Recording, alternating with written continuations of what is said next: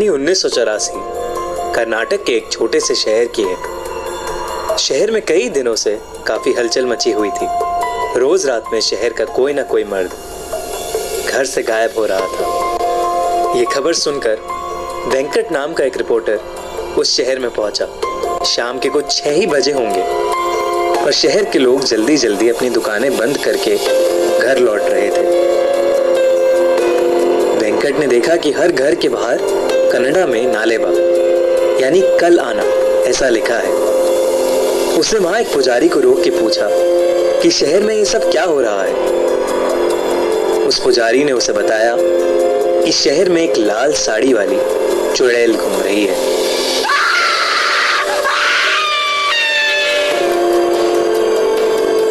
वो रोज रात में घर घर जाके जोर से दरवाजा खटखटाती है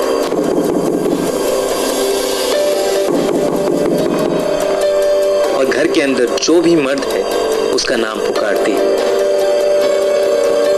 कोई भी आदमी उसकी आवाज को नजरअंदाज नहीं कर पाता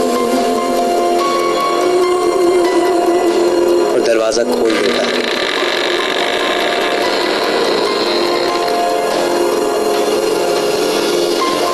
कहते हैं वो चुड़ैल उसे अपने वश में करके कहीं दूर ले जाती है और मार देती है। इसीलिए शहर के लोगों ने उससे बचने के लिए घर के बाहर नालेबा लिखना शुरू किया, जिसे पढ़ के वो आज नहीं बल्कि कल आए और यही सिलसिला जारी रहे। इतना कहकर वो पुजारी जल्दी जल्दी अपने घर के रास्ते चला गया। वेंकट को कल के अखबार के लिए अच्छी कहानी तो मिल गई, पर कुछ ही दूर जाते ही उसका स्कूटर पंक्चर हो गया। अंधेरा हो चुका था और सब लोग अपने घर के अंदर जा चुके थे। अचानक से वेंकट को लगा कि उसके आसपास कोई है, तो वो स्कूटर लिए तेजी से आगे चलने लगा।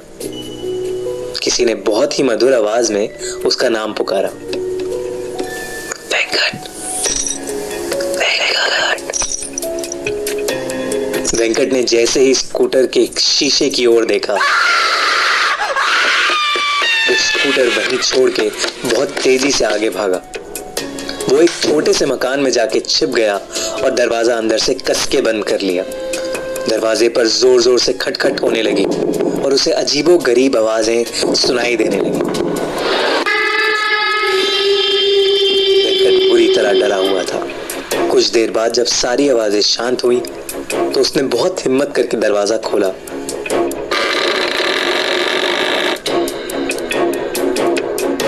तो वहां कोई नहीं था, पर फिर